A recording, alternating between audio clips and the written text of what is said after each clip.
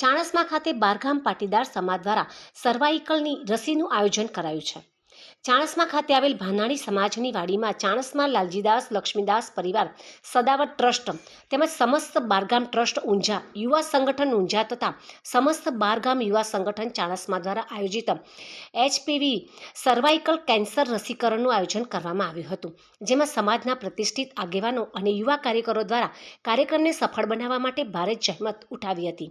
ભાનાણી વાડી ચાણસ્મા ખાતે યોજાયેલ બારગામ પાટીદાર સમાજ અને લાલજીદાસ લક્ષ્મીદાસ સદાવત ટ્રસ્ટ દ્વારા આયોજિત સર્વાઇકલ કેન્સર પ્રતિરોધક રસીકરણ કાર્યક્રમનું ઉપસ્થિત સમાજના મહાનુભાવો દ્વારા દીપ પ્રાગટ્ય કરી શરૂઆત કરી હતી, જેમાં રસીનો પ્રથમ ડોઝ આપવામાં આવ્યો હતો.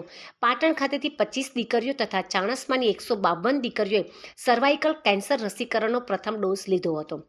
લાલજીદાસ લક્ષ્મીદાસ પરિવારના ટ્રસ્ટી ઉમેશભાઈએ જણાવ્યું કે આગામી સમયમાં પણ બાકીના રસીકરણના ડોઝ માટેનું આયોજન કરવામાં આવશે તેમ જણાવ્યું હતું.